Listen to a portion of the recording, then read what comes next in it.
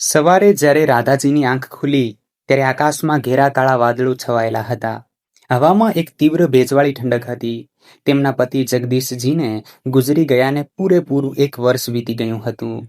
તેમને તરત જ પોતાની કરિયાણાની દુકાનની ચિંતા થઈ. તે જલ્દીથી ઉઠ્યા અને ચા પીધા વગર જ પોતાના ઘરની સામે બનેલી જનતા સ્ટોર કરિયાણાની દુકાન તરફ ભાગ્યા. રવિ, જે છેલ્લા 5 વર્ષથી દુકાન પર કામ કરતો હતો, તે પહેલેથી જ અંદર હતો અને ફટાફટ દુકાનની બહાર રાખવામાં આવતો સ્ટોક અંદર ખેંચી રહ્યો હતો. રાધાજીને જોતા જ રવિ બોલ્યો, "અરે માજી, તમે આજે આટલા વહેલા દુકાને આવી ગયા? હું બસ બધો સામાન અંદર કરી રહ્યો હતો. મને લાગ્યું કે ક્યાંક વરસાદ ન આવી જાય અને જો વરસાદ પડી ગયો તો નુકસાન થઈ જશે. એટલા માટે જલ્દી બધો સામાન અંદર કરી રહ્યો છું." રાધાજીએ આકાશ તરફ જોતા ચિંતાથી કહ્યું, "બહુ સારું કર્યું રવિ. મને આ જ વાતની ગભરામણ હતી. રવિ, પહેલા આ ચોખાની ગુણીઓ અંદર કર. જો પલળી ગઈ તો." રાધાજી આગળ કંઈ બોલે તે પહેલા જ રવિ બોલ્યો, "માજી, તમે બિલકુલ ચિંતા ન કરો. હું છું ને, બધું કરી લઈશ. બસ તમે બહારથી નાનો મોટો સામાન અંદર કરી લો." સામાન અંદર રાખ્યા પછી રાધાજી થાકીને કાઉન્ટર પર બેસી ગયા. ત્યારે જ નેહા 2 કપ ચા લઈને આવી ગઈ અને ટેબલ પર રાખતા બોલી, "માં, આ કામ છોડો. પહેલા ગરમા ગરમ ચા પી લો." અને પછી નેહા ચા આપીને જતી રહી. નેહાના ગયા પછી રાધાજીએ કહ્યું, "રવિ, પહેલા ચા પી લે, નહીં તો ઠંડી થઈ જશે." રવિને ચા પકડાવતા તેમણે પોતે ચા લીધી. ચા લઈને રાધાજી દુકાનની પાછળ આવેલા ગોદામમાં જઈને બેઠા કે તરત જ તેમની નજર સામે લટકતી જગદીશજીની તસવીર પર પડી. તેમને લાગ્યું જાણે તેમના પતિ પૂછી રહ્યા હોય, "રાધા, શું તું થાકી ગઈ?" દિલમાં એક તીવ્ર દર્દ ઉઠ્યું. તસવીર પર હાર ચડાવેલો હતો. તે હાર જાણે 1 વર્ષ પહેલા બનેલી એ ઘટનાનું મૌન પ્રતીક હતું, જેણે રાધાજીને અંદરથી તોડી નાખ્યા હતા. તેમની આંખો ભરાઈ આવી અને આંસુ વહેવા લાગ્યા. એ આંસુઓમાં કેટલું દર્દ છુપાયેલું હતું તે કોઈ સમજી શકતું નહોતું.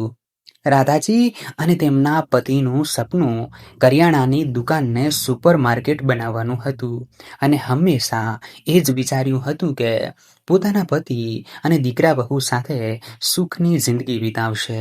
જીવન જીવવાનો જુસ્સો ક્યારે ઓછો નહીં થાય, પણ કોણ જાણતું હતું કે જિંદગી આગળ કેવા રંગ બતાવવાની છે.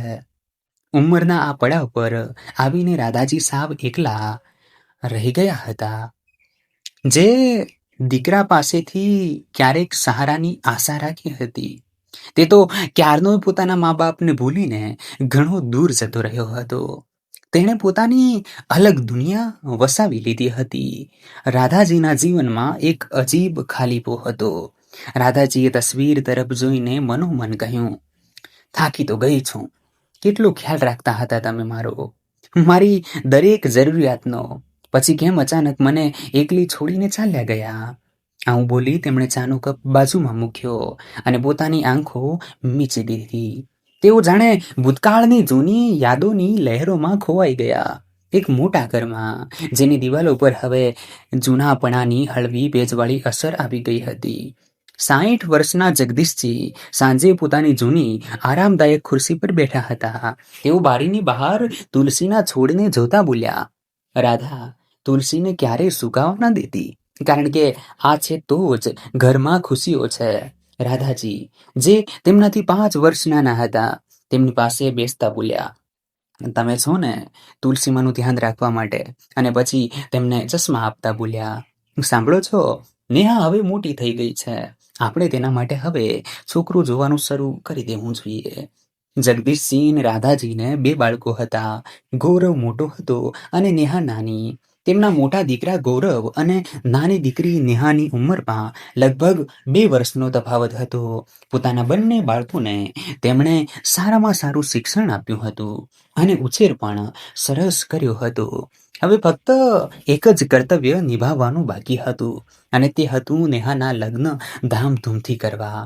જગદીશસિંહ ઈચ્છતા હતા કે તેમનો દીકરો ગૌરવ તેમની કરિયાણાની દુકાન સંભાળે, પરંતુ ગૌરવને આ કામમાં કોઈ રસ નહોતો. એ વિદેશમાં નોકરી કરવા માંગતો હતો, એવી નોકરી જે તેના ભવિષ્યને સફળ બનાવે. તે જિંદગીમાં પ્રગતિ હાંસલ કરવા અને આગળ વધવા માંગતો હતો. પછી એક દિવસ જ્યારે તેઓ બંને અંદરો અંદર વાતો કરી રહ્યા હતા, ત્યારે જ ગૌરવ આવી ગયો અને પોતાના પિતાને પોતાની આ ઈચ્છા જણાવી દીધી. આ સાંભળતા જ જગદીશસિંહ બોલ્યા, પણ દીકરા, તો પછી આપણી દુકાન કોણ સંભાળશે? મેં તો વિચાર્યું હતું કે દીકરો મોટો થશે તો તેના જોરે આપણી દુકાન પ્રગતિ કરશે. અને દીકરા, નોકરી તો નોકરી જ હોય છે. નોકરી કરીને તું ફક્ત થોડા 1000 રૂપિયા કમાઈશ, જ્યારે પોતાની દુકાનથી તો તું એક જ મહિનામાં લાખો કમાઈ શકે છે. પોતાના પિતાની વાત સાંભળીને ગૌરવનો ચહેરો ગુસ્સાથી લાલચોળ થઈ ગયો. તેને પોતાના પિતાનું જૂની વિચારધારા પર અડી રહેવું પસંદ ન આવ્યું અને તે થોડા ગુસ્સામાં બોલ્યો, પિતાજી, આ 1980નો જમાનો નથી.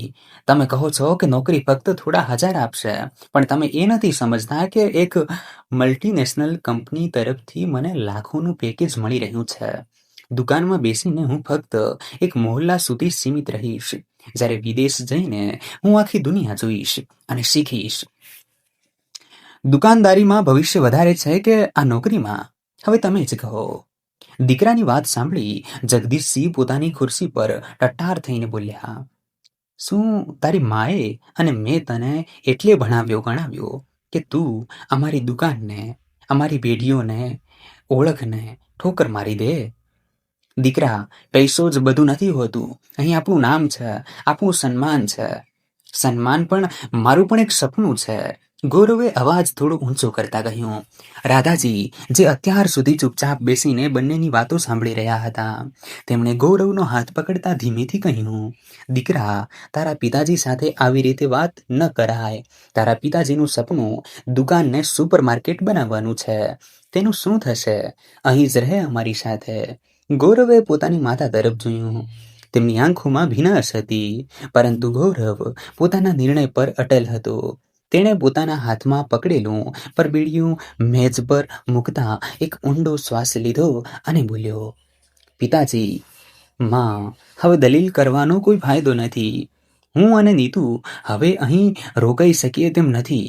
અમારા વિઝા આવી ગયા છે અને અમે ટિકિટ પણ કરાવી લીધી છે. અમે 2 દિવસ પછી જ દુબઈ જવા નીકળી રહ્યા છીએ. ગૌરવના મોઢે આ વાત સાંભળતા જ જગદીશજીના ચહેરાનો રંગ ઉડી ગયો અને રાધાજીના હાથમાંથી દૂધનો ગ્લાસ છૂટતા છૂટતા બચ્યો. જગદીશસિંહે લથડતા અવાજે પૂછ્યું, શું શું કહી રહ્યો છે તું? 2 દિવસ પછી? અને તે અમને જણાવવું પણ જરૂરી ન સમજ્યું? આ સાંભળીને રાધાજીની આંખોમાંથી આંસુ છલકાઈ ગયા અને તે બસ એટલું જ કહી શક્યા, ગૌરવ, તું અને વહુ અમને છોડીને ચાલ્યા જશો. ઘરનું વાતાવરણ એકદમ બદલાઈ ગયું. જે થોડીવાર પહેલા સુધી સામાન્ય દલીલની ગરમી હતી, હવે તેની જગ્યાએ એક ઠંડી અને ઉદાસ ચૂપકીદી છવાઈ ગઈ હતી. જગદીશસિંહના ચહેરા પર દુઃખનો ભાવ સ્પષ્ટ દેખાઈ રહ્યો હતો.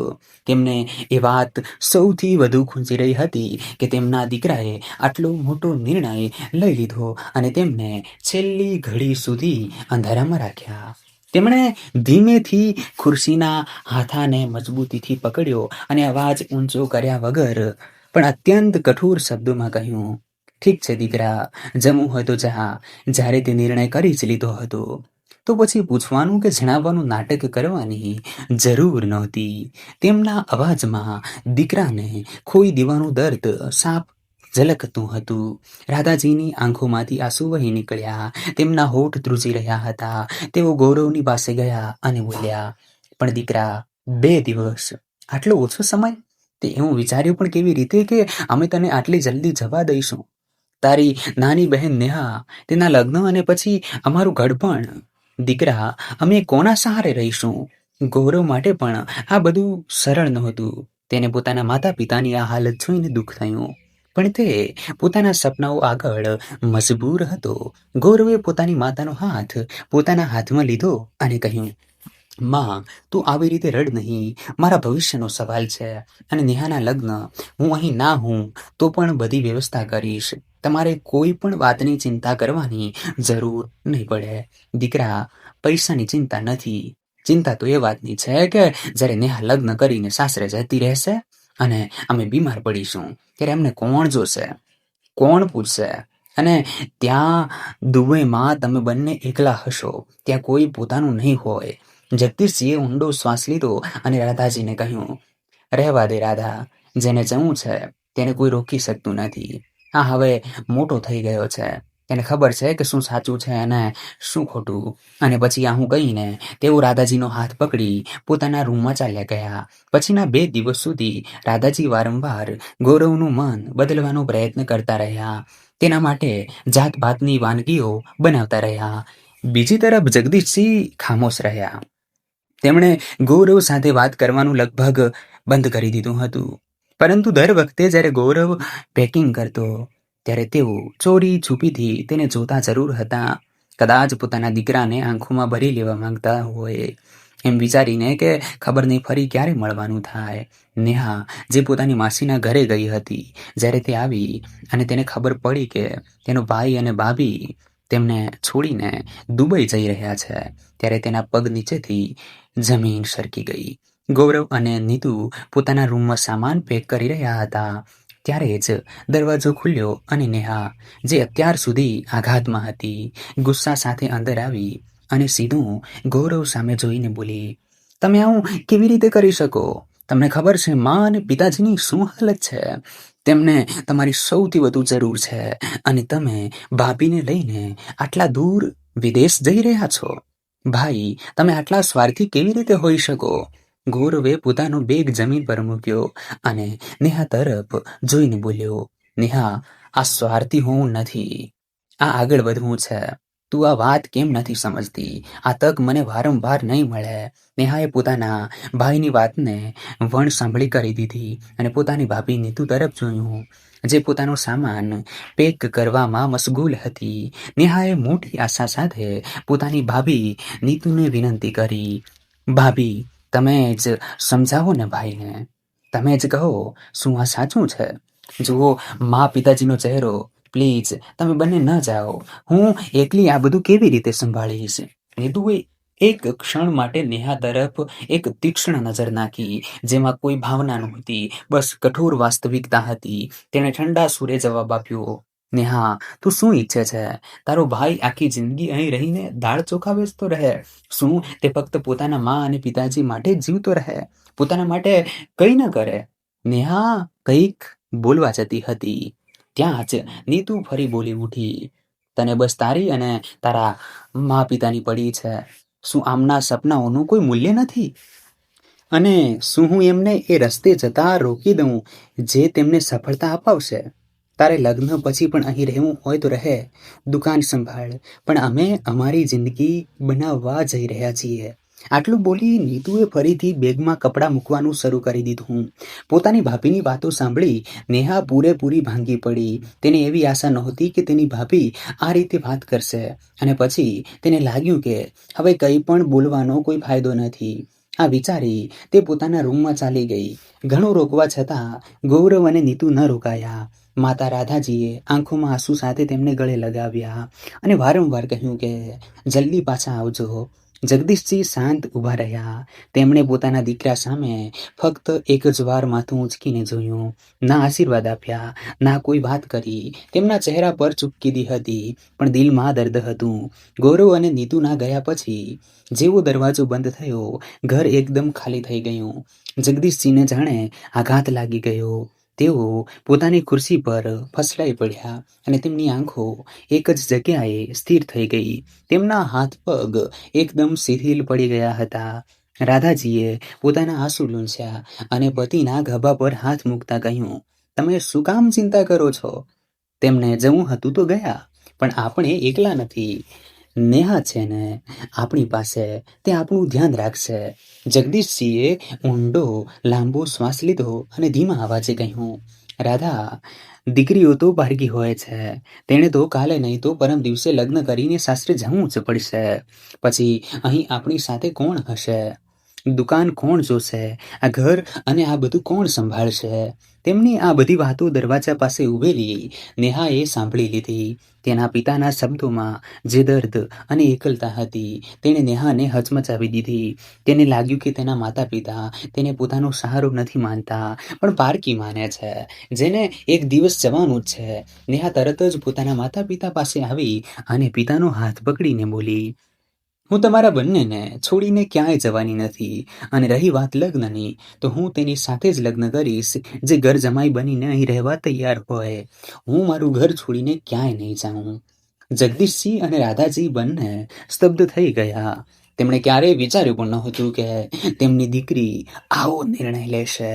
ગૌરવના જવાના આઘાતને જગદીશસિંહે પોતાના દિલ પર લઈ લીધો હતો.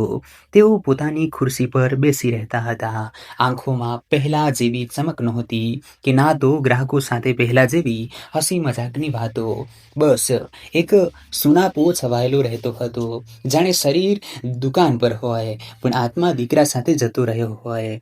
શુક્રવારની સાંજ હતી. હંમેશની જેમ જગદીશસિંહ દુકાન પર બેઠા હતા. ગ્રાહકોની સારી એવી ભીડ હતી. ગ્રાહકોના અવાજો ગુંજી રહ્યા હતા. 1 કિલો બેસન આપજો. રવિ, જલ્દી મને અડધો કિલો ખાંડ આપી દે. માજી, મારું ઉધાર લખી લેજો. રાધાજી પોતાની ઉંમર હોવા છતાં સ્ફૂર્તિથી કામ સંભાળી રહ્યા હતા અને રવિ ગ્રાહકોને સામાન તોલી આપવામાં તેમની મદદ કરી રહ્યો હતો. જગદીશસિંહ કેશ કાઉન્ટર પર બેઠા હતા.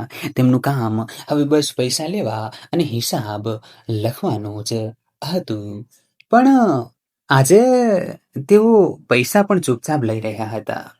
રાધાજીએ પરસેવો લૂંછ્યો અને ધીમેથી કહ્યું, સાંભળો છો, શંકરલાલજીનો હિસાબ લખી દેજો. મારા ઘૂંટણ આજે બહુ દુખે છે. આજે દુકાન વહેલી બંધ કરી દઈશું. જગદીશજીએ કોઈ જવાબ આપ્યો નહીં. તેમણે બસ હળવું માથું હલાવ્યું. ત્યારે જ એ ગ્રાહકે કહ્યું, મારા 20 રૂપિયા પાછા આપી દો. જગદીશસિંહે હાથ લંબાવ્યો પણ તેમનો હાથ અધવચ્ચે જ હવામાં અટકી ગયો. તેમના કપાળ પર અચાનક ઊંડી કરચલીઓ આવી ગઈ. તેમનો ચહેરો એક ક્ષણમાં ફીકો પડી ગયો. રવિએ જોયું કે જગદીશસિંહનું માથું એક તરફ નમી ગયું છે અને તેમનો શ્વાસ અટકી ગયો છે. તે રાડ પાડી ઉઠ્યો, માજી, જલ્દી આવો, બાપુજીને કંઈક થઈ ગયું છે. ગ્રાહકોની ભીડ એકદમ શાંત થઈ ગઈ. રાધાજી ગભરાઈને ગલ્લા તરફ ભાગ્યા. તેમણે જોયું કે તેમના પતિના શરીરમાં કોઈ હલનચલન નહોતું. અરે, આ તમને શું થઈ ગયું? રાધાજીએ ચીસ પાડતા તેમને સહારો આપ્યો. તેમના હાથ ધ્રુજવા લાગ્યા. તેમણે તરત જ પોતાનો ફોન કાઢ્યો અને નેહાને ફોન લગાડ્યો. બેટા, તારા પિતાજીની તબિયત બહુ ખરાબ થઈ ગઈ છે. હું અને રવિ એમને હોસ્પિટલ લઈને જઈ રહ્યા છીએ. તું જલ્દીથી આવી જા. આટલું બોલી તેમણે ફોન મૂકી દીધો. નેહા પણ રસ્તામાં જ તેમને મળી ગઈ. હોસ્પિટલની સફેદ પરસાળમાં ભારે સન્નાટો હતો, જેને રાધાજીના ડસકા વારંવાર તોડી રહ્યા હતા. ત્યારે જ ડોક્ટર બહાર આવ્યા. તેમના ચહેરા પર છવાયેલી ઉદાસી બધું જ બયાન કરી રહી હતી. તેમણે ધીમેથી કહ્યું, આઈ એમ સોરી. અમે પૂરી કોશિશ કરી પણ તેમને દિલનો બહુ મોટો હુમલો, હાર્ટ એટેક આવ્યો હતો. રાધાજીના કાનમાં જાણે વીજળી કડકી. તેઓ ત્યાં જ ઠંડી જમીન પર બેસી ગયા. જગદીશજી તેમને છોડીને જઈ ચૂક્યા હતા. જનતા સ્ટોરનો એ મજબૂત સ્તંભ આજે પડી ગયો હતો. નેહાએ ધ્રુજતા હાથે દુએ ફોન લગાવ્યો. તેને લાગ્યું કે કદાચ પિતાના મૃત્યુના સમાચાર સાંભળીને ગૌરવનું દિલ પીગળી જશે. નેહા રડતા અવાજે બોલી, ભાઈ, પિતાજી આપણને છોડીને ચાલ્યા ગયા. બીજી તરફ થોડી ક્ષણો માટે શાંતિ રહી. ગૌરવનો અવાજ આવ્યો પણ તેમાં એ તડપ નહોતી જે એક દીકરામાં હોવી જોઈએ. તેણે ઠંડા સુરે કહ્યું, જો નેહા, મને સાંભળીને બહુ ખરાબ લાગ્યું પણ મારું આ સમય ઇન્ડિયા આવવું શક્ય નથી. અહીં બહુ કામ છે, પ્રોજેક્ટ અધવચ્ચે છે અને વિઝાની પણ તકલીફ છે. અને સાચું કહું તો મારા ત્યાં આવવાથી પિતાજી પાછા તો નહીં આવી જાય ને. જે થવાનું હતું તે થઈ ગયું. હવે તું અને માં હિંમત રાખો, હું પૈસા મોકલી આપીશ. આવું કહીને તેને ફોન મૂકી દીધો. નેહાને વિશ્વાસ નહોતો આવતો કે આ એ જ ભાઈ છે જેની સાથે તે રમી કૂદીને મોટી થઈ હતી. શું એક પિતાના અંતિમ સંસ્કારની કિંમત પૈસાથી ચૂકવી શકાય? રાધાજીએ જ્યારે ગૌરવની આ વાત સાંભળી ત્યારે તેમની આંખોના આંસુ જાણે સુકાઈ ગયા. તેમણે ગૌરવ વિશે વિચારવાનું તે જ ક્ષણે છોડી દીધું. શમશાન ઘાટ પર લોકોની ગણગણાટ શરૂ થઈ ગઈ હતી. દીકરું નથી આવ્યું? દીકરા વગર મુખાગ્નિ કોણ આપશે? ત્યારે જ નેહા આગળ વધી. તેની આંખોમાં આંસુ હતા. તેણે પંડિતજી તરફ જોયું અને દ્રઢ અવાજે કહ્યું, મારા પિતાનો કોઈ દીકરો નથી. હું તેમની દીકરી છું અને હું જ તેમને મુખાગ્નિ આપીશ. સંબંધીઓએ વિરોધ કર્યો, સમાજની દુહાઈ આપી, પરંતુ રાધાજી પોતાની દીકરીની સાથે અડીખમ ઊભા રહી ગયા. તેમણે કહ્યું, જ્યારે જીવતે જીવ તેણે દીકરાનો ધર્મ ન નિભાવ્યો તો મર્યા પછી તેને હક આપવાનો શું અર્થ? મારી દીકરી જ મારું બધું છે. તે દિવસે શમશાનની રાખમાં જૂની પરંપરાઓ બળીને ખાખ થઈ રહી હતી અને એક નવો દાખલો બેસી રહ્યો હતો. નેહાના હાથની અગ્નિએ ફક્ત ચિતાને જ નહીં પણ સમાજની એ વિચારધારાને પણ બાળી નાખી હતી કે સહારો ફક્ત દીકરો જ હોય છે. 13મું પતતા જ સંબંધીઓએ પોતાનો બિસ્તરો પોટલું સંકેલી લીધું. જતી વખતે બધાએ હમદર્દી તો જતાવી પણ સાથે કોઈ ન રોકાયું. જોતામાં 1 વર્ષ વીતી ગયું. નેહાને પણ તેના કોલેજના છેલ્લા પ્રોજેક્ટના સિલસિલામાં થોડા દિવસો માટે શહેર બહાર જવું પડ્યું. તેણે ઘણું કહ્યું કે તે નહીં જાય, પણ રાધાજીએ જ તેને જબરદસ્તી મોકલી. બેટા, તારા પિતાજીનું સપનું તને ભણેલી ગણેલી જોવાનું પણ હતું. તું જા, હું સંભાળી લઈશ. પણ સંભાળવું એટલું સહેલું ન હતું. જે દિવસે રાધાજીએ જગદીશજી વગર પહેલી વાર દુકાનનું તાળું ખોલ્યું, તેમના હાથ ધ્રુજી રહ્યા હતા. દુકાનની અંદર કદમ મૂકતા જ તેમને ચારે તરફ જગદીશજી જ નજર આવ્યા. તે ગલ્લો, તે ખુરશી, તે હિસાબની ડાયરી, બધું જ તેવું જ હતું. બસ તે પોતે નહોતા. રવિ દુકાન પર આવી ગયો હતો, પણ તેના ચહેરા પર પણ એ રોનક નહોતી. તેણે ધીમેથી કહ્યું, માજી, આજે સામાન મંગાવવાનું છે. ખાંડ અને લોટનો સ્ટોક ખતમ થઈ રહ્યો છે. રાધાજી પહેલી વાર એક ખુરશી પર બેઠા હતા જ્યાં ક્યારેક જગદીશજી બેસતા હતા. બેસતાની સાથે જ તેમને એવું લાગ્યું જાણે તેમના ખભા પર આખી દુનિયાનો બોજ આવી ગયો હોય. ત્યારે જ મહોલ્લાની કેટલીક સ્ત્રીઓ દુકાને આવી. સામાન લેવા કરતાં તેમની પાસે આશ્વાસનના શબ્દો વધારે હતા, પણ એ શબ્દોમાં એક અજીબ ખૂંચણ પણ હતી. એક સ્ત્રીએ ધીમેથી પૂછ્યું, રાધા બહેન, હવે એકલા કેવી રીતે કરશો? દીકરો તો વિદેશમાં છે. નેહાના પણ લગ્ન થઈ જશે. પછી આ દુકાનનું શું થશે? આને વેચી કેમ નથી દેતા? રાધાજીનું હૈયું ભરાઈ આવ્યું. તેમણે સ્ત્રીઓ તરફ જોયું અને ફક્ત એટલું જ કહ્યું, આ દુકાન ફક્ત દુકાન નથી, મારા પતિના સપનાનો પાયો છે. જ્યાં સુધી શ્વાસ છે ત્યાં સુધી આને વેચાવા નહીં દઉં. પણ હકીકત ખૂબ કડવી હતી. જથ્થાબંધ વેપારીઓ ઉધાર આપવામાં ખચકાવા લાગ્યા હતા. તેઓ સીધી રાધાજી સાથે વાત કરવાને બદલે રવિને પૂછવા લાગ્યા, શું રાધાજીને હિસાબ સમજમાં આવે છે? ક્યાંક અમારા પૈસા તો નહીં ડૂબી જાય ને? રાત્રે જ્યારે રાધાજી ઘરે પાછા ફરતા ત્યારે આખું ઘર ખાલી મળતું. રસોડામાં વાસણોનો અવાજ પણ તેમને ડરાવી દીધો હતો. બીજી બાજુ દુબઈથી ગૌરવનું જ્યારે પણ ફોન આવતો, તે દુઃખ વહેંચવાને બદલે એવું જ કહેતો, માં, તમે આ ઉંમરે શું કામ હેરાન થાઓ છો? દુકાન બંધ કરી દો. જે પૈસા છે તેનાથી આરામ કરો. હું નીતુ સાથે વાત કરી રહ્યો હતો. અમે વિચારી રહ્યા છીએ કે એ દુકાન વેચીને ત્યાં કોઈ બિલ્ડિંગ બનાવી દઈએ. સારું ભાડું આવશે. રાધાજીને ત્યારે અહેસાસ થયો કે જગદીશજી સાચા હતા. દીકરાને પેઢીઓની ઓળખ કરતાં પોતાની પ્રગતિ વધુ વહાલી હતી. નેહાના પાછા આવવામાં હજુ 10 દિવસ બાકી હતા.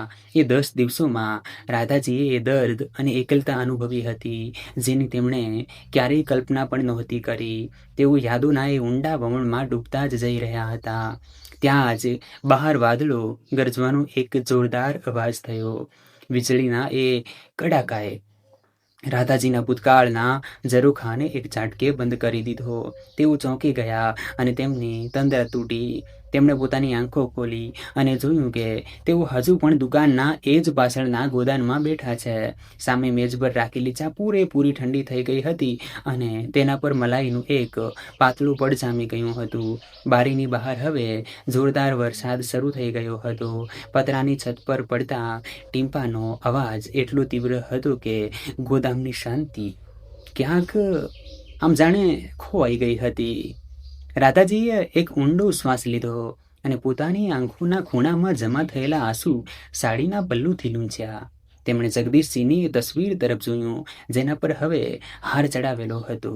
1 વર્ષ વીતી ગયું હતું એ એકલતાને, એ તિરસ્કારને અને એ સંઘર્ષને જે તેમણે અને નેહાએ મળીને વેઠ્યો હતો. હજુ પણ તેઓ આ બધું વિચારી જ રહ્યા હતા. ત્યાં જ ગોદામના દરવાજે નેહા આવીને ઊભી રહી. તેણે જોયું કે તેની માતાની આંખો લાલ છે. તે સમજી ગઈ કે માતા ફરીથી એ જ ગલીઓમાં ખોવાઈ ગઈ હતી જ્યાં ફક્ત દર્દ હતું. નેહાએ પાસે આવીને રાધાજીના ખભા પર હાથ રાખ્યો અને ખૂબ જ પ્રેમથી બોલી, માં, તમે ફરી અહીં આવીને બેસી ગયા? ચા તો તમે પીધી જ નહીં, સાવ ઠંડી થઈ ગઈ છે. ચાલો, બહાર ચાલો. ગ્રાહકોની ભીડ વધવા લાગી છે અને રવિ એકલો સંભાળી શકતો નથી. રાધાજીએ નેહા તરફ જોયું. આ એ જ નેહા હતી જેણે 1 વર્ષ પહેલા સ્મશાનમાં મુખાગ્નિ આપીને સમાજની બેડીઓ તોડી હતી અને પોતાના ભવિષ્યની પરવા કર્યા વગર માતાનો હાથ પકડ્યો હતો. રાધાજી ચહેરા પર એક આંચી પણ મજબૂત સ્મિત લાવતા ઊભા થયા. તેમણે ચાનો કપ એક બાજુ મૂક્યો અને બોલ્યા, ચાલ બેટા, હું બસ આવતી જ હતી. તું સાચું કહે છે, કામ જ છે જે આપણને જીવતા રાખે છે. જેવા તેઓ ગોદામમાંથી બહાર નીકળીને કાઉન્ટર તરફ વધ્યા, તેમને અહેસાસ થયો કે ભલે જગદીશજી સાથે નહોતા અને દીકરો પારકો થઈ ચૂક્યો હતો, પરંતુ આ જનતા સ્ટોરની દરેક ઈંટમાં આજે પણ જગદીશજીનું એ સપનું ધબકી રહ્યું હતું, જેને હવે રાધાજી અને નેહા મળીને પૂરું કરી રહ્યા હતા. વરસાદ તેજ હતો, પણ રાધાજીના મનનું ધુમ્મસ હવે હટી ચૂક્યું હતું. 1 મહિના પછી એક સોનેરી સાંજે રાધાજી ઘરના આંગણામાં તુલસીના છોડ પાસે દીવો પ્રગટાવી રહ્યા હતા અને તેની જ્યોતને જોતા તેઓ ફરીથી એ જ જૂની યાદોમાં ખોવાઈ જવાની તૈયારીમાં હતા. ત્યાં જ ઘરનો મુખ્ય દરવાજો ખુલવાનો અવાજ આવ્યો અને નેહા અંદર આવી. તેના હાથમાં એક પરબીડિયું હતું. તે ખુશ થતી અવાજ લગાવવા લાગી, માં, ક્યાં છો તમે? રાધાજી આંગણામાંથી ઉઠીને અંદર આવ્યા. અહીં છું બેટા, શું થયું? આજે બહુ વહેલી ઘરે આવી ગઈ? નેહાએ પોતાની માતાની આંખોમાં જોયું અને તેણે ઝટપટ આગળ વધીને રાધાજીને ગળે લગાવી લીધા. પછી એક પરબીડિયું તેમની આંખો સામે ધર્યું. માં, ખુશખબર છે, બેંકમાંથી આપણા લોનની ચિઠ્ઠી આવી ગઈ છે. આપણા પ્રોજેક્ટને લીલી ઝંડી મળી ગઈ છે. નેહાનો અવાજ ખુશીથી ધ્રુજી રહ્યો હતો. રાધાજીએ ચશ્મા પહેરીને એ કાગળ જોયો. જો કે તેમને ટેકનિકલ વાતો બહુ સમજાઈ નહીં, પણ એપ્રુવડ શબ્દ જોઈને તેમનો ચહેરો ખીલી ઉઠ્યો. નેહા તેમને ખેંચીને પેલી ખાલી આરામદાયક ખુરશી પાસે લઈ ગઈ જેના પર ક્યારેક જગદીશજી બેસતા હતા. તેણે પોતાની માતાને એ ખુરશી પર બેસાડ્યા અને પોતે તેમના ઘૂંટણ પાસે જમીન પર બેસી ગઈ. માં, નેહાને તેમનો હાથ પકડીને કહ્યું, આજથી બરાબર 3 મહિના પછી આપણા જૂના જનતા સ્ટોરની જગ્યાએ એક આલિશાન સુપર માર્કેટ ઊભું હશે. એ જ સપનું જે પિતાજીએ જોયું હતું. હવે આપણે કોઈની આગળ હાથ ફેલાવવાની જરૂર નથી અને ભાઈની ખોટ અનુભવવાની પણ જરૂર નથી. રાધાજીએ સામે દિવાલ પર લટકતી જગદીશજીની તસવીર તરફ જોયું. દીવાના આછા અજવાળામાં તસવીર એવી લાગતી હતી જાણે જગદીશજી ખરેખર સ્મિત કરી રહ્યા હોય. રાધાજીએ ગળગળા અવાજે કહ્યું, આજે જો તે હોત તો તને છાતીએ લગાવી લેત નેહા. તે હંમેશા કહેતા હતા કે દીકરો દુકાન સંભાળશે, પણ તેમને ક્યાં ખબર હતી કે તેમની દીકરી જ તેમની અસલી વિરાસત બનશે.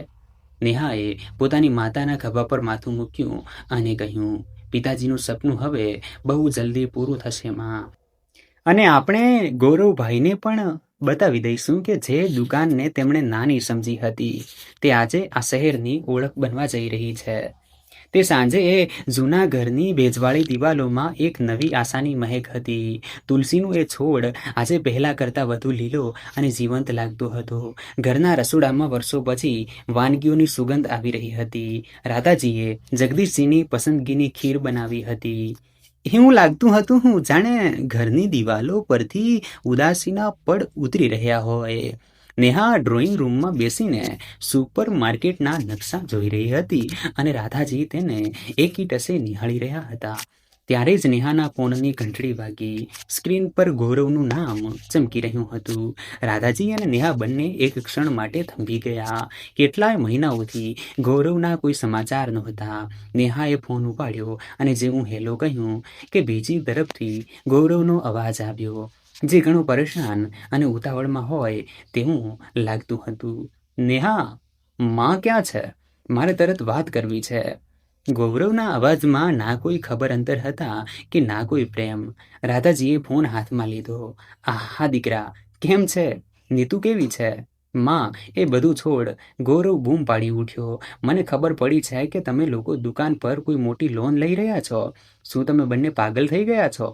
આ ઉંમરે આટલું મોટું દેવું, અને તે પણ એ જૂની દુકાન માટે, જેનો મેં પહેલા જ વેચવાનો સોદો કરી લીધો હતો. આ સાંભળતા જ રાધાજીના હાથમાંથી ખીરનો કટકો છૂટતા છૂટતા બચ્યો.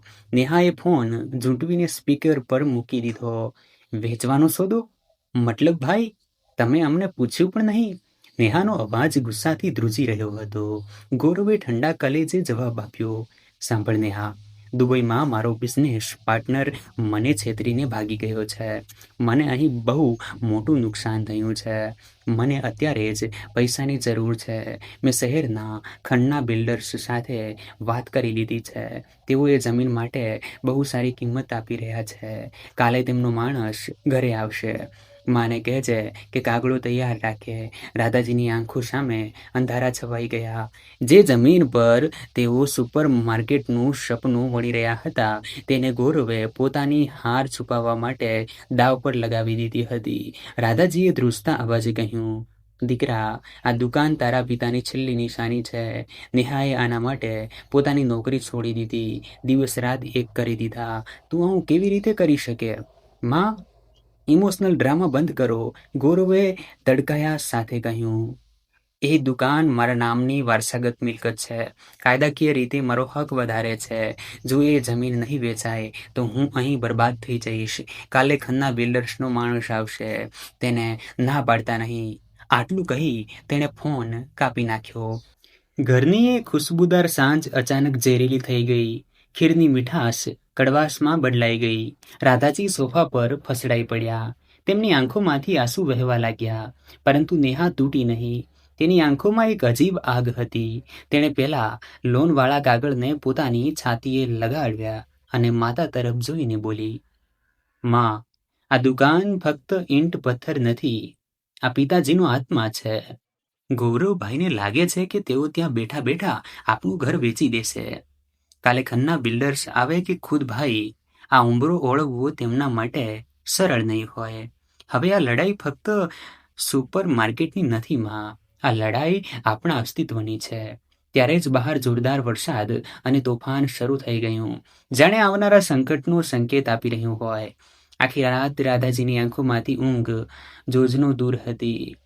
તેમના કાનમાં ગૌરવના એ શબ્દો કોઈ ઝેરીલા તીરની જેમ ગુંજી રહ્યા હતા. ઇમોશનલ ડ્રામા બંધ કરો. શું એક માતાની મમતા અને પિતાની યાદો ગૌરવ માટે ફક્ત ડ્રામા હતા? સવારના પહેલા કિરણની સાથે જ નેહા તૈયાર હતી. તેની આંખોમાં કોમળતા નહીં, પણ એક યોદ્ધાની ચમક હતી. રાધાજીનો ચહેરો ફીકો પડી ગયો હતો, પણ નેહાએ તેમનો હાથ પકડીને બસ એટલું જ કહ્યું, માં, આજે નબળા ન પડતા, નહીતર આજે તમારી ચૂપકીદી આ ઘર અને પિતાજીના સપનાઓને હરાજી કરી દેશે. સવારના 10 વાગ્યા હતા. જનતા સ્ટોરનું શટર રોજની જેમ ખુલ્યું, પણ આજે વાતાવરણમાં ભારેખમ શાંતિ હતી. ત્યારે જ દુકાનની સામે એક કાળી લક્ઝરી ગાડી આવીને ઊભી રહી. ગાડીમાંથી એક પ્રભાવશાળી માણસ હાથમાં બ્રીફકેસ લઈને ઉતર્યો. તેની સાથે 2 ગાર્ડ પણ હતા. તે સીધો દુકાનની અંદર આવ્યો અને કાઉન્ટર પર પોતાના ચશ્મા મૂકતા બોલ્યો, નમસ્તે માજી, હું ખન્ના બિલ્ડર્સ તરફથી આવ્યો છું, અવિનાશ શર્મા. ગૌરવજી સાથે અમારી ફાઇનલ વાત થઈ ગઈ છે. આ રહ્યો 50 લાખનો એડવાન્સ ચેક અને આ કાગળો. બસ અહીં તમારી સહી જોઈએ. દુકાનની બહાર મહોલ્લાના લોકો પણ ભેગા થવા લાગ્યા હતા. રવિ ખૂણામાં ઊભો રહીને આ બધું જોઈ રહ્યો હતો. તેની આંખોમાં ગુસ્સો હતો, પણ તે કંઈ બોલી શકતો નહોતો. રાધાજીના હાથ ધ્રુજવા લાગ્યા. ચેક પર લખેલી મોટી રકમ તેમને ડરાવી રહી હતી. તે કંઈ બોલે તે પહેલાં જ નેહા આગળ આવી અને તેણે એ ચેક ઉપાડીને અધવચ્ચેથી ફાડી નાખ્યો. આખા બજારમાં સન્નાટો છવાઈ ગયો. બિલ્ડરનો માણસ સ્તબ્ધ થઈ ગયો. આ શું બદતમીજી છે? અવિનાશ શર્મા બૂમ પાડી ઉઠ્યો. નેહાએ મેચ પર મુક્કો મારતા કહ્યું, બદતમીજી તમે કરી રહ્યા છો મિસ્ટર શર્મા. માલિકની મરજી વગર દુકાન ખરીદવા આવ્યા છો. ગૌરવે તમને શું કહ્યું તેનાથી અમને કોઈ ફરક નથી પડતો. આ દુકાન, આ જમીન મારી માતાના નામે છે અને મારી માતા આને વેચવા નથી માંગતી. અવિનાશ કુટિલતાથી હસતા બોલ્યો, જો છોકરી, ગૌરવે અમને જણાવ્યું છે કે તે આ મિલકતનો વારસદાર છે. કાયદેસર રીતે તેનો હિસ્સો બને છે અને આમ પણ તું અને તારી ડોશી અમારી સામે ટકી નહીં શકો. પ્રેમથી સહી કરી દો, નહીતર શું? આ વખતે આ અવાજ રાધાજીનો હતો. રાધાજી કાઉન્ટરની પાછળથી નીકળીને અવિનાશની સામે આવીને ઊભા રહી ગયા. તેમની આંખોમાં પેલો ડર હવે ગાયબ થઈ ચૂક્યો હતો. તેમણે સ્પષ્ટ શબ્દોમાં કહ્યું, જો ગૌરવને હિસ્સો જોઈએ છે તો તેને કહો કે પોતે અહીં આવે. એક ફૂટી કોડી પણ નહીં આપું તેને. આ દુકાન મારા પતિનું સપનું છે. તેને હું મારા જીવતે જીવ હરાજી નહીં થવા દઉં. ચાલ્યા જાઓ અહીંથી. અવિનાશે પોતાનો સંયમ ગુમાવ્યો.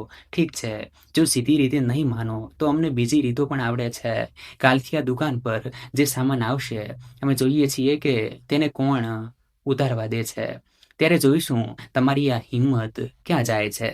તે પગ પછાડતો ગાડીમાં બેસીને નીકળી ગયો. મહોલ્લાના લોકો કાનાફૂસી કરવા લાગ્યા. દરેક વ્યક્તિ બસ એ જ જોઈ રહી હતી કે હવે આ બંને મા દીકરીનું શું થશે. પરંતુ બીજા જ દિવસે બજારમાં જે થયું તેણે બધાને હેરાન કરી દીધા. દુકાનની સામે એક ટેક્સી રોકાઈ. રાધાજી અને નેહાને લાગ્યું કે ફરી કોઈ બિલ્ડર કે વકીલ આવ્યો હશે, પરંતુ ટેક્સીમાંથી જે ઉતર્યું તેને જોઈને બંનેના હોશ ઉડી ગયા. સામે ગૌરવ અને નીતુ ઊભા હતા. તેમના ચહેરા પર ના તો કાલ જેવી કડવાશ હતી કે ના તો આંખોમાં ગુસ્સો. ગૌરવના હાથમાં ભેટ સોગાદોના ઘણા બધા બેગ હતા અને નીતુના ચહેરા પર એક મીઠી મુસ્કાન. ગૌરવ દોડીને રાધાજી પાસે આવ્યો અને તેમના પગે લાગ્યો. માં, કેમ છો તમે? અમને તમારી બહુ યાદ આવતી હતી. રાધાજી તો જાણે સ્તબ્ધ થઈ ગયા. તેમને સમજાયું જ નહીં કે જે દીકરો 2 દિવસ પહેલા ફોન પર જમીન વેચવાની ધમકી આપી રહ્યો હતો તે આજે અચાનક આટલું કેવી રીતે બદલાઈ ગયો. નીતુએ આગળ વધીને રાધાજીને ગળે લગાવી લીધા. માજી, સાચે જ દુબઈમાં તો મન જ નહોતું લાગતું. અમે વિચાર્યું કેમ નહીં થોડા દિવસ તમારી પાસે રહીને તમારી સેવા કરવામાં આવે. આખરે પરિવારથી વધીને બીજું શું છે? નેહા એક ખૂણામાં ઊભી રહીને આ બધું જોઈ રહી હતી. તેને પોતાની આંખો પર વિશ્વાસ નહોતો આવતો. તેને ગૌરવનો પેલો અવાજ યાદ હતો, ઇમોશનલ ડ્રામા બંધ કરો. અને આજે એ જ ગૌરવ પોતાની માતાના હાથ ચૂમી રહ્યો હતો. ભાઈ ભાભી, તમે લોકો અચાનક? નેહાએ શંકાભરી નજરે પૂછ્યું. ગૌરવે નેહાના માથા પર હાથ મૂક્યો, જાણે કંઈ થયું જ ના હોય. અરે નેહા, તું તો નારાજ થઈ ગઈ. પેલા ફોન પર જે પણ થયું તેને ભૂલી જા. ખરેખર હું કામના તણાવમાં હતો. બિઝનેસનું નુકસાન મગજ પર ચડી ગયું હતું. પણ દુબઈથી અહીં આવતી વખતે મેં અને નીતુએ નિર્ણય કર્યો કે હવે અમે અહીં જ તમારી સાથે રહીશું અને પિતાજીનું સપનું હવે આપણે મળીને પૂરું કરીશું.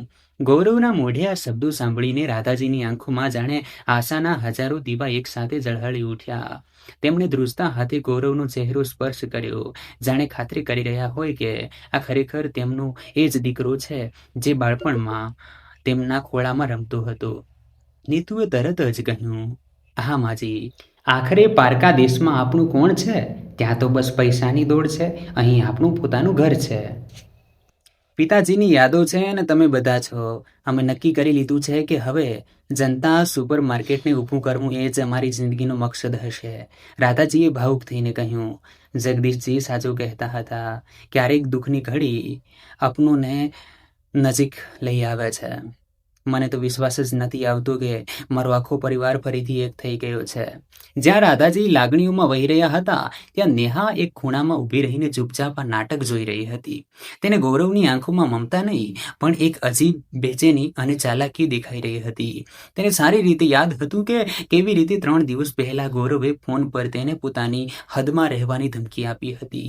રાત્રિના ભોજન પછી જ્યારે રાધાજી રસોડામાં વાસણો સંકેલી રહ્યા હતા ત્યારે ગૌરવે ખૂબ જ સહજ રીતે વાત છેડી. માં, કાલે સવારે હું અને નેહા બેંક જઈશું. જે લોન તમે એપ્લાય કરી છે તેમાં કદાચ કેટલીક ટેકનિકલ ખામીઓ હોઈ શકે છે. હવે હું અહીંનો પરમેનન્ટ એક્સિડન્ટ બની રહ્યો છું, એટલે જો મારા નામે ફાઇલ આગળ વધશે તો લોન જલ્દી અને વધારે મળી જશે. હા માજી, અને સુપર માર્કેટના નવા ઇન્ટિરિયરનું ડિઝાઇન પણ મેં જોઈ લીધું છે. આપણે ખૂબ જ મોડર્ન રીતે તેને બનાવીશું, નીતુએ ઉમેર્યું. રાધાજી તો ખુશી ખુશી તૈયાર થઈ ગયા, પણ નેહાએ વચ્ચે ઢોકતા કહ્યું, લોનની પ્રક્રિયા તો લગભગ પૂરી થઈ ચૂકી છે. હવે નામ બદલવાની શું જરૂર? અને વકીલે કહ્યું હતું કે માના નામે જ બધું સુરક્ષિત રહેશે. ગૌરવના ચહેરા પર એક ક્ષણ માટે કરસલી આવી ગઈ, પણ તેણે તરત જ સ્મિત ઓઢી લીધું. પાગલ છે કે શું નેહા? તું હજુ નાની છે, તને બજારના દાવપેચ ખબર નથી. મા પર બોજ નાખવા કરતાં સારું છે કે હવે આ બધી જવાબદારી હું ઉઠાવી લઉં. આખરે હું આ ઘરનું દીકરું છું. આ બધી વાતો થઈ જ રહી હતી ત્યાં રાધાજી બોલ્યા, હવે તમે બંને આ બધું પછી વિચારી લેજો. અત્યારે ચૂપચાપ જઈને બધા સૂઈ જાઓ. પછી બધા ઉઠીને પોતપોતાના રૂમમાં ચાલ્યા ગયા. મોડી રાત્રે જ્યારે આખું ઘર સૂઈ રહ્યું હતું, ગૌરવ અને નીતુ પોતાના રૂમમાં ધીમા અવાજે વાતો કરી રહ્યા હતા. ગૌરવ, શું તને લાગે છે કે નેહા આટલી સરળતાથી બધું તારા નામે થવા દેશે? તે બહુ હોશિયાર છે. તું ચિંતા ના કર, નેહાને હું સંભાળી લઈશ. મા તો પહેલા જ માની ગઈ છે. બસ એકવાર બેંકના કાગળો પર કો-ઓનર એટલે કે સહમાલિક તરીકે મારું નામ આવી ગયું, પછી આ સુપર માર્કેટની લોન પણ મારી હશે અને આ જમીન પણ. ખન્ના બિલ્ડર્સ સાથે જે મારી ડીલ તૂટી છે તે હું અહીંથી પૂરી કરી લઈશ. માને લાગશે કે હું સપનું પૂરું કરી રહ્યો છું, પણ ખરેખર તો હું મારી દુબઈવાળી બરબાદીની ભરપાઈ કરીશ. બહાર ગેલેરીમાં ઊભેલી નેહાએ ગૌરવનો અવાજ તો ન સાંભળ્યો, પણ રૂમમાંથી આવતા ગણગણાટે તેના ડરને ખાતરીમાં બદલી નાખ્યો હતો. આગળના થોડા દિવસો ઘરમાં એક અજીબ નાટક ચાલતું રહ્યું. ગૌરવ અને નીતુએ ઘરના કામમાં હાથ વટાવવાનું શરૂ કરી દીધું. ગૌરવ રોજ સવારે ઉઠીને દુકાન પર જતો, રજિસ્ટર જોતો અને રવિ સાથે મળીને એવી વાતો કરતો જાણે તેને દુકાનની બહુ ફિકર હોય. રાજાજી તો ફૂલ્યા સમાતા નહોતા. તેમને લાગતું હતું કે તેમનો ઉજ્જડ પરિવાર ફરીથી વસી ગયો છે. એક સાંજે જ્યારે બેંકમાંથી સમાચાર આવ્યા કે લોનની પહેલી અને મોટી રકમ ખાતામાં જમા કરી દેવામાં આવી છે, ત્યારે ગૌરવના ચહેરા પર એક ચમક આવી ગઈ, જે ખુશીની નહીં પણ લાલચની હતી. રાતના સન્નાટામાં જ્યારે રાધાજી અને નેહા સૂતા હતા, ગૌરવ અને નીતુ પોતાના રૂમમાં ગણગણાટ કરી રહ્યા હતા. ગૌરવ, પૈસા એકાઉન્ટમાં આવી ગયા છે. હવે આપણે બહુ વાર ન કરવી જોઈએ. જો એકવાર બાંધકામ શરૂ થઈ ગયું અને પૈસા વેન્ડર્સને એટલે કે વેપારીઓને જવા લાગ્યા તો આપણા હાથમાં કંઈ નહીં આવે. હું જાણું છું નીતુ. માએ મારા પર ભરોસો કરીને ચેકબુક અને નેટ બેકિંગના પાસવર્ડ મને આપી દીધા છે, જેથી હું કોન્ટ્રાક્ટરોને ચૂકવણી કરી શકું. તેમને ક્યાં ખબર છે કે હું આ બધા જ પૈસા મારા પર્સનલ એકાઉન્ટમાં ટ્રાન્સફર કરીને કાલ રાતની ફ્લાઇટથી પાછો દુબઈ નીકળી જઈશ. અહીં કોઈ સુપર માર્કેટ નહીં બને, બસ એક ખાલી ખંડેર બચશે. અને નેહા, તે આપણા પર નજર રાખી રહી છે. તેને કાલે કોઈ બહાને શહેરના બીજા ખૂણે કામથી મોકલી દઈશ. તે પાછી વળશે ત્યાં સુધીમાં તો આપણે રફુ ચક્કર થઈ ગયા હોઈશું. પોતાના જ ઘરમાં ચોરી કરવાનું ખરાબ તો લાગી રહ્યું છે, પણ દુબઈમાં મારું દેવું મને જેલમાં મોકલી દેશે, એટલે મારે આ કામ ગમે તે રીતે કરવું જ પડશે. બીજી સવારે ગૌરવ એકદમ આદર્શ દીકરો બનીને સામે આવ્યો. માં, આજે શુભ મુહૂર્ત છે. મેં કોન્ટ્રાક્ટરોને એડવાન્સ આપવા માટે બેંકમાંથી બધી વ્યવસ્થા કરી લીધી છે. નેહા, તું પેલા જૂના સપ્લાયર્સ પાસે જઈને હિસાબ ક્લિયર કરી આવ. હું અને માં અહીં દુકાન પર પાયો નાખવાની તૈયારી કરીએ છીએ. રાધાજીએ હસીને કહ્યું, હા નેહા, જા બેટા, ગૌરવ સાચું કહી રહ્યો છે. નેહાને કંઈક અજીબ લાગ્યું. તેને ગૌરવની આંખોમાં એ ગભરામણ દેખાઈ જે અવારનવાર જૂઠું બોલનારાઓની આંખોમાં હોય છે. તે ઘરથી નીકળી તો ખરી, પણ તેનું મન માન્યું નહીં. તે અડધે રસ્તેથી જ પાછી વળી ગઈ અને છાની માની ઘર તરફ વધી. જ્યારે તે ઘરના પાછળના ભાગે પહોંચી ત્યારે તેણે જોયું કે ગૌરવ અને નીતુ કબાટમાંથી સામાન કાઢી રહ્યા નહોતા, પણ બેગ પેક કરી રહ્યા હતા. મેજ પર 2 એર ટિકિટો પડી હતી અને ગૌરવ લેપટોપ પર ઝડપથી આંગળીઓ ચલાવી રહ્યો હતો. થઈ ગયું નીતુ, બધા પૈસા ટ્રાન્સફર થઈ ગયા. હવે બસ અહીંથી નીકળવાનું જ બાકી છે. ગૌરવના અવાજમાં એક અજીબ જીતનો અહેસાસ હતો. નેહાના પગ નીચેથી જમીન સરકી ગઈ. તેનો પોતાનો સગો ભાઈ પોતાના જ મૃત પિતાના સપનાઓને વેચીને અને પોતાની માતાના ગળપણની લાકડી તોડીને ભાગવાની તૈયારી કરી રહ્યો હતો.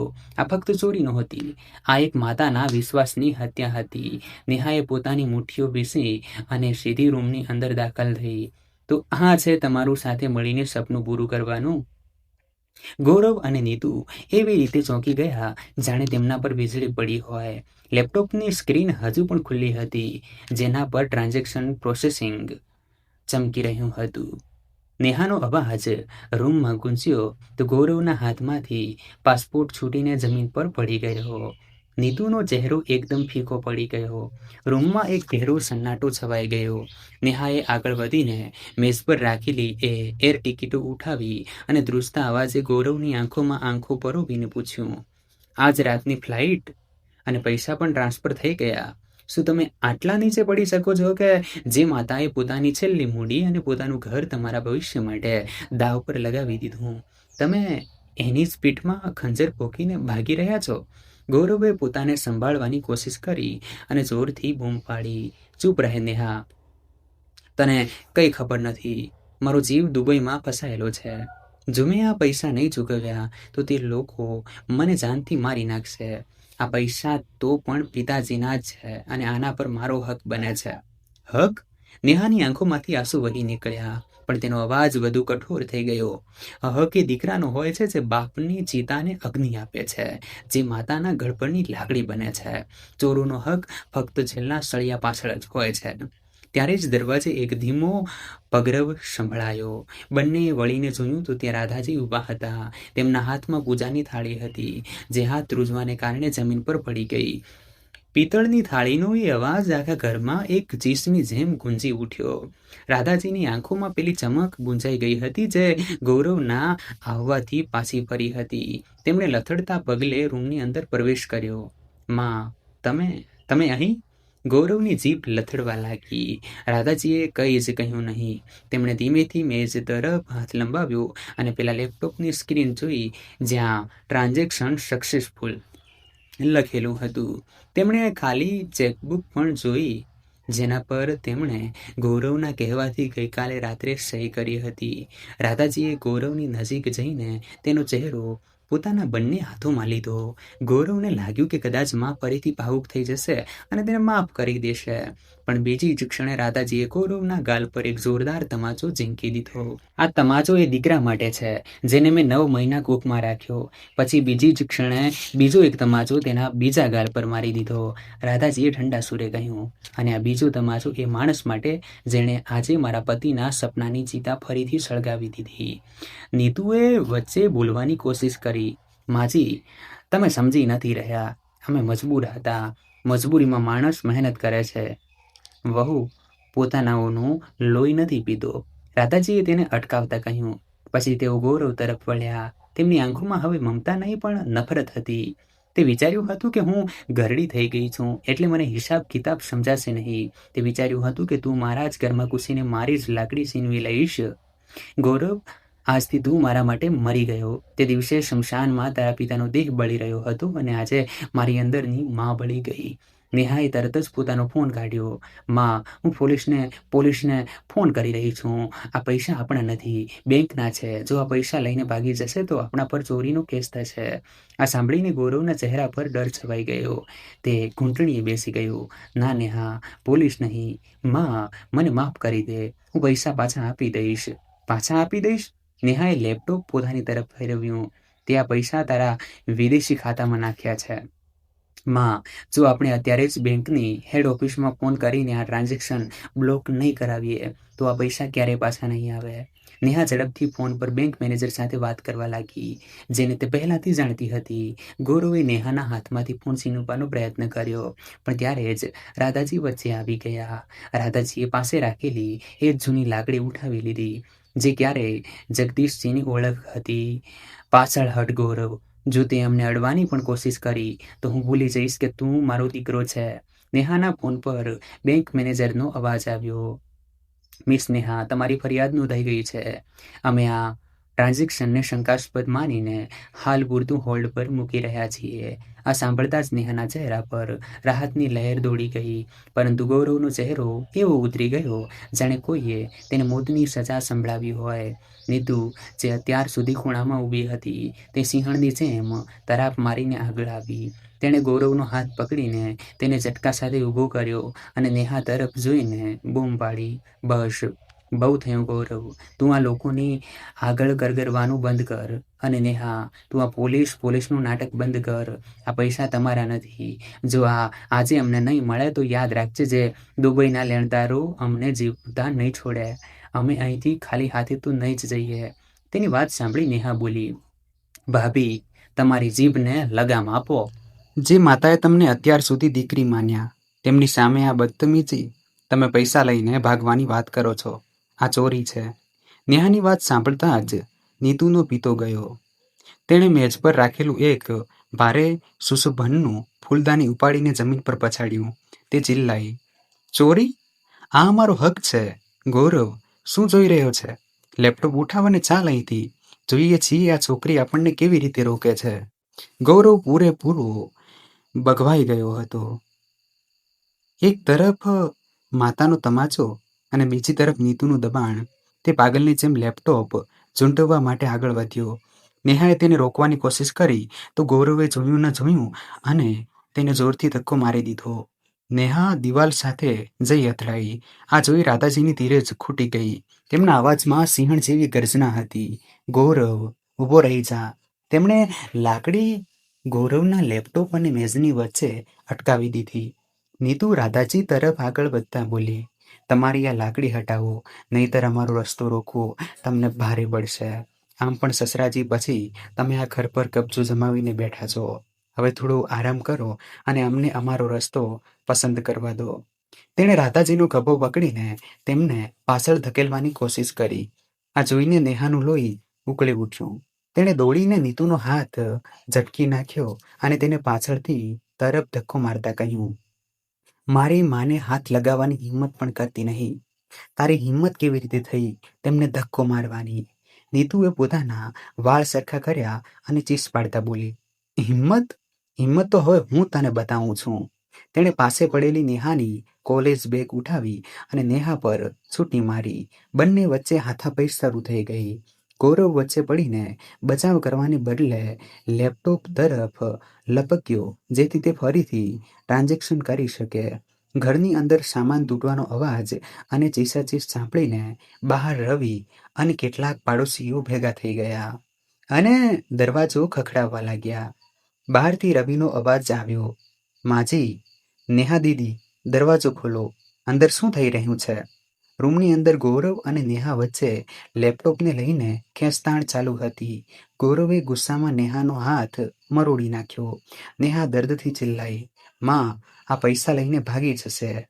ત્યારે જ રાધાજીએ પોતાની લાકડી જોરથી ગૌરવના હાથ પર ફટકારી. હાથ પર ચોટ લાગતા જ લેપટોપ ગૌરવના હાથમાંથી છૂટીને દૂર જઈ પડ્યું. રાધાજીએ ગરજતા કહ્યું, "બસ, બહુ જોઈ લીધો મેં તમારો તમાશો. નીતુ, તું કહે છે ને કે આ તારો હક છે? હક પોતાનાઓનો હોય છે, લૂંટારાઓનો નહીં. અને ગૌરવ, તું મારો દીકરો થઈને પોતાની બહેન પર હાથ ઉપાડી રહ્યો છે, ફક્ત થોડાક પૈસા માટે." ગૌરવે હતાશામાં બૂમ પાડીને જવાબ આપ્યો, "હા માં, પૈસા માટે. કારણ કે પૈસા નહીં હોય તો ઇજ્જત નહીં હોય. તમે લોકો અહીંયા સડેલી દુકાનમાં ખુશ રહો. મારે મોટો માણસ બનવું છે."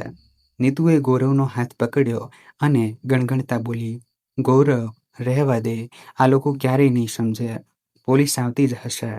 આપણે અહીંથી નીકળવું જોઈએ." તેણે કબાટમાંથી કરિયાણાનો ડબ્બો કાઢવાની કોશિશ કરી, પણ નેહાએ તેને પહેલાં જ પકડી લીધો હતો. બંને વચ્ચે ફરીથી બોલાચાલી શરૂ થઈ ગઈ. નીતુ ચિલ્લાઈ, "છોડ આને નેહા." જેના પર નેહાએ સખ્તાઈથી જવાબ આપ્યો, "આમાં મારી માના પણ ઘરેણાં છે. તું કંઈ પણ લઈને જઈ શકતી નથી." ત્યારે જ બહાર પોલીસની ગાડીનો સાયરન તેજ થયો. સાયરનનો અવાજ સાંભળતા જ ગૌરવ અને નીતુના ચહેરા ફીકા પડી ગયા. ગૌરવે હતાશામાં લેપટોપ પછાડી દીધું અને નેહા તરફ આંગળી ચીંધીને ચીસ પાડવા લાગ્યો, "આ તે સારું નથી કર્યું નેહા. પોતાના જ સગા ભાઈને જેલ મોકલાવીશ તું? શું આજ શીખવ્યું મા પિતાજીએ તને? દુનિયા તારા પર થૂથું કરશે કે તે એક ભાઈને જેલના સળિયા પાછળ પહોંચાડી દીધો?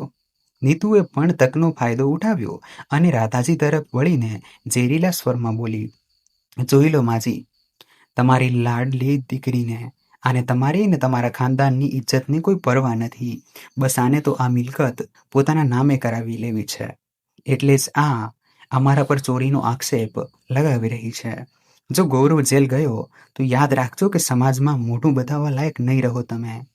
નેહા પોલીસને અંદર બોલાવવા માટે દરવાજા તરફ વધી ગઈ તો ગૌરવે દોડીને તેનો રસ્તો રોક્યો. તેની આંખોમાં હવે ડર અને પાગલપન હતું. તે બોલ્યો, ઊભી રહી જા નેહા, હજુ પણ સમય છે. પોલીસને બહારથી જ પાછી મોકલી દે. કહી દે કે આ અમારો આંતરિક મામલો છે. હું વચન આપું છું કે હું અહીંથી ચાલ્યો જઈશ અને ફરી ક્યારેય મારું મોઢું નહીં બતાવું. પણ જો તે દરવાજો ખોલ્યો તો મારાથી ખરાબ કોઈ નહીં હોય. ખરાબ તો તમે બની જ ચૂક્યા છો ભાઈ, નેહાએ શાંત સ્વરે કહ્યું. અને હવે મને તમારી ધમકીઓથી ડર નથી લાગતો. જે પોતાના પિતાના સપનાઓની હરાજી કરી શકે તે મારો ભાઈ હોઈ જ ના શકે. ગૌરવે ગુસ્સામાં પાસે પડેલો કાચનો જગ ઉઠાવીને ભોંય પર પછાડ્યો. કાચના ટુકડા રાધાજીના પગ પાસે જઈ પડ્યા. તે ચિલ્લાયો, માં, સમજાવી લો આને, આ બહુ મોટી ભૂલ કરી રહ્યો છે. આ તમાશો આખા શહેરમાં ફેલાશે. શું તમે ઈચ્છો છો કે કાલે અખબારમાં છપાય કે જનતા સ્ટોરના વારસદારને તેની માતાએ જ જેલ મોકલાવી દીધો? રાધાજી, જે અત્યાર સુધી ખામોશ ઊભા હતા, તેમણે પોતાની લાકડી જોરથી જમીન પર પછાડી. રૂમમાં અચાનક સન્નાટો છવાઈ ગયો. તેઓ બોલ્યા, અખબારમાં શું છપાશે ગૌરવ? તેની ચિંતા મને નથી, પણ મારા હૈયા પર શું વીતી રહ્યું છે? શું તને તેની જરાય ફિકર છે? તે જે કર્યું તે ભૂલ નથી, પાપ છે. અને નેહા જે કરી રહી છે તે બદલો નથી, ન્યાય છે. ત્યારે જ દરવાજો જોરથી ખખડ્યો અને ઇન્સ્પેક્ટરનો ભારે અવાજ આવ્યો, પોલીસ, દરવાજો ખોલો નહીં તો અમારે દોડવું પડશે. નીતુ ગભરાઈને ગૌરવની પાછળ છુપાઈ ગઈ. ગૌરવ, કંઈક કર, આ પોલીસ તો સાચે જ અંદર આવી રહી છે. ગૌરવે છેલ્લી વાર નેહા તરફ નફરતથી જોયું અને ગણગણ્યો, તે આજે તારો ભાઈ ખોઈ દીધો નેહા, હંમેશ માટે. નેહાએ જરા પણ વિચલિત થયા વગર દરવાજાની કુંડી ખોલી દીધી. પોલીસ અંદર આવતા જ નીતુ ડરના માર્યા ધ્રુજવા લાગી અને સોફાની પાછળ છુપાઈ ગઈ. ઇન્સ્પેક્ટર પોતાના 2 સિપાહીઓ સાથે રૂમમાં દાખલ થયા. તેમણે ત્યાં વિખરાયેલો સામાન અને રાધાજીના હાથમાં પેલી લાકડી જોઈ તો સમજી ગયા કે મામલો ગંભીર છે. શું વાત છે મેડમ, તમે ફોન કર્યો હતો? ઇન્સ્પેક્ટરે પૂછ્યું. ગૌરવ તરત જ પોતાની માતાના પગમાં પડી ગયો. માં, પ્લીઝ મને બચાવી લે, હું સુધરી જઈશ, હું પૈસા પાછા આપી દઈશ. જો હું જેલ ગયો તો મારું ભવિષ્ય બરબાદ થઈ જશે. રાધાજીએ પોતાના પગ પાછળ ખેંચી લીધા. તેમની આંખોમાં હવે એક ટીપું પણ આંસુ નહોતું. તેમણે ગૌરવ તરફ જોયું અને પછી પોલીસ તરફ. આખા મહોલ્લાના લોકો દરવાજા પર ભેગા થઈને આ તમાશો જોઈ રહ્યા હતા. ઇન્સ્પેક્ટરે ગૌરવને કોલરથી પકડીને ઊભો કર્યો. ચાલ ઊભો થા, પોતાની જ માતા સાથે છેતરપિંડી કરે છે. નેહાજી, શું તમે આના વિરુદ્ધ FIR નોંધાવવા માંગો છો? નેહાએ પોતાની માતા તરફ જોયું. નિર્ણય હવે રાધાજીના હાથમાં હતો. રાધાજીએ ઊંડો શ્વાસ લીધો અને શાંત સ્વરે કહ્યું, ઇન્સ્પેક્ટર સાહેબ, હું આના પર કોઈ કેસ કરવા નથી માંગતી. નેહા ચોંકી ગઈ.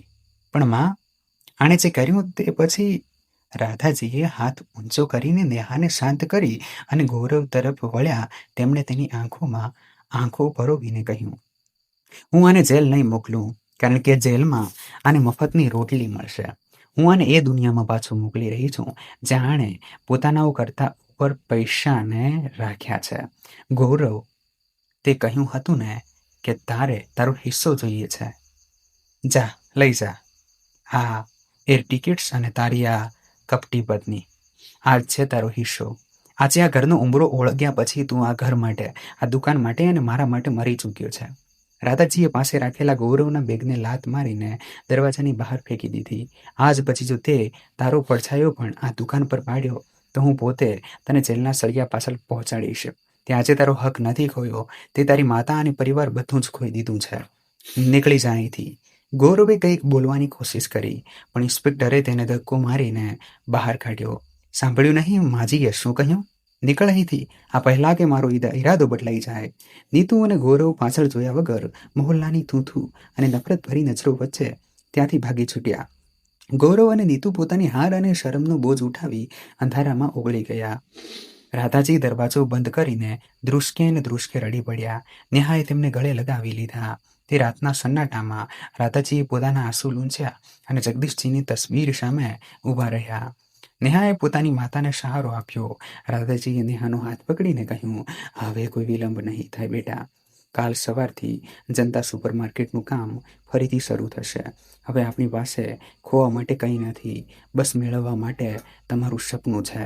જોત જોતામાં 6 મહિના વીતી ગયા. તે દિવસે એક સોનેરી અને ખીલેલી સવાર હતી. આખું મહોલ્લું આજે શણગારાયેલું હતું. જનતા સ્ટોરની એ જૂની ભેજવાળી જગ્યાએ હવે એક શાનદાર 3 માળની ઇમારત ઊભી હતી. કાચના દરવાજા, ચમચમાતી લાઇટો અને ઉપર મોટા અક્ષરોમાં લખ્યું હતું, જનતા સુપરમાર્કેટ. બહાર ફૂલોની સજાવટ હતી અને લાઉડ સ્પીકર પર હળવા મધુર વચનો વાગી રહ્યા હતા.